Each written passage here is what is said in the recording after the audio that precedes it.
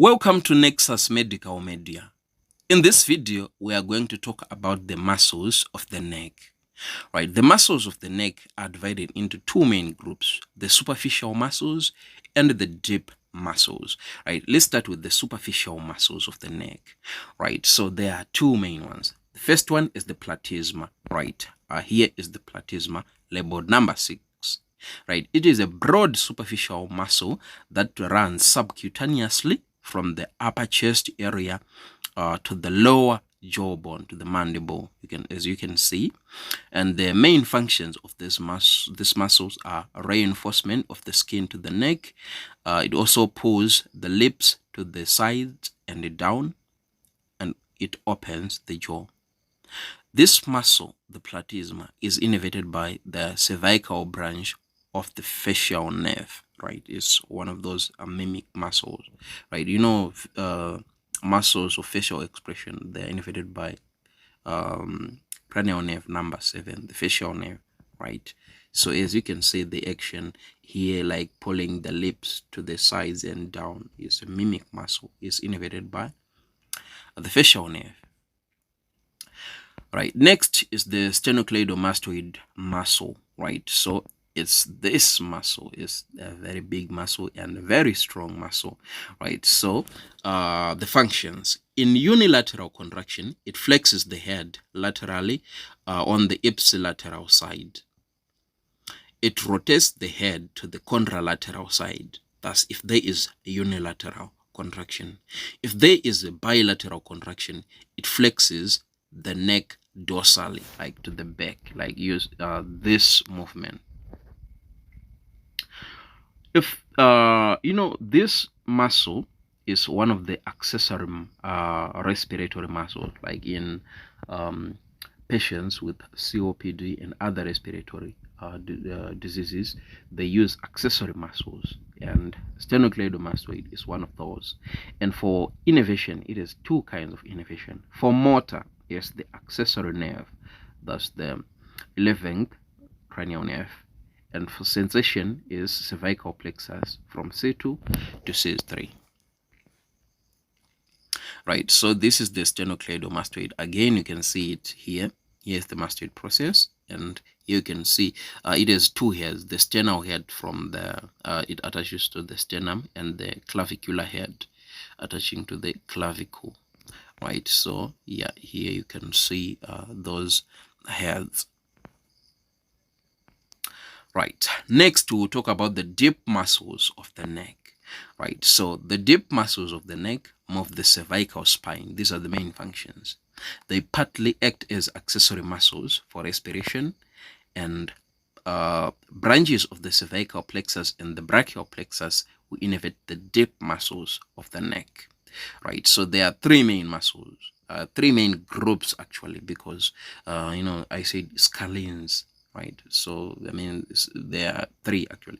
Right, so scalene muscles, anterior, medial, posterior.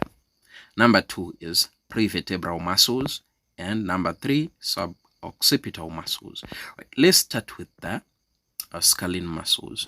Right, so as you can see here, the first one is the anterior scalene. Right, anterior scalene here on this arrow.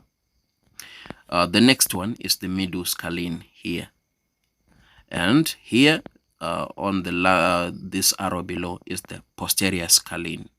Right, these muscles, the scalenes, originate from the transverse processes of cervical vertebrae C2 to C7.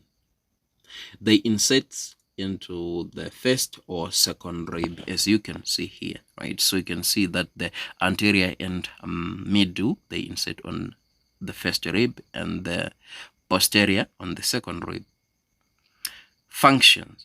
Right, so the function of this scalene is they act as accessory respiratory muscles. They lift the ribs. Innervation is by the branches of the cervical plexus and the brachial plexus, thus C3 to C8. Right, next we'll talk about the prevertebral muscles. Right, so you can see the first one here, long scoli. Right, here, longus colli, right? It is the inferior part. You know, there are 3 parts actually. Okay, write down in the comment section the 3 parts of the longus colli, right? I say they want active learners, right? But origin is transverse processes of C5 to T3, and insertion is the atlas. Next is the longus capitis. The origin of this muscle is the transverse process of C3 to C6, and insertion is the occipital bone. Occipital bone, you can see here. Next is the rectus capitis anterior.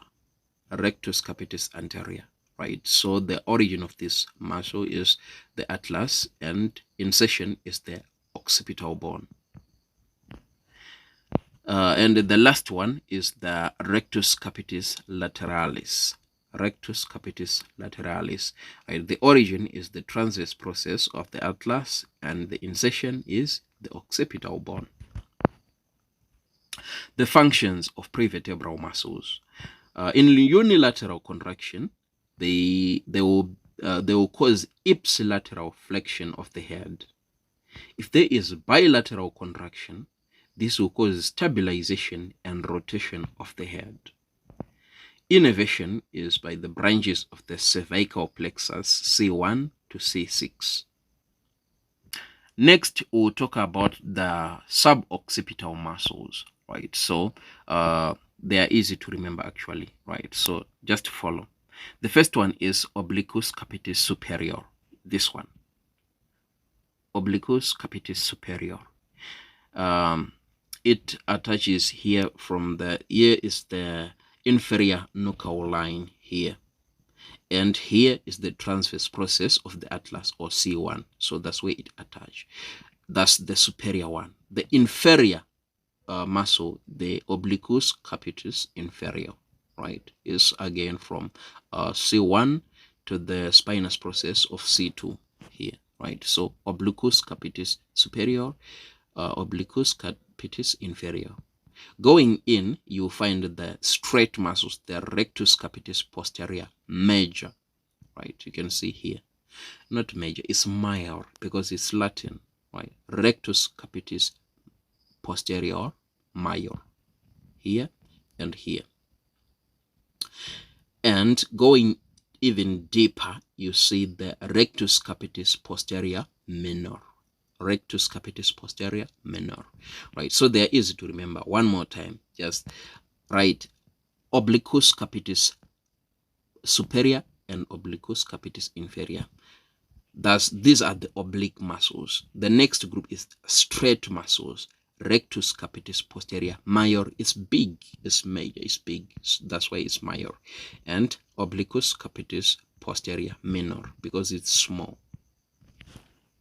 Right, I hope you can remember this, right? So these are the muscles again, but what are the functions? If there is unilateral contraction, they will cause ipsilateral flexion and rotation of the head. If there is bilateral contraction, they will cause dorsal extension of the head. Innervation is by the posterior branch of suboccipital nerve, C1.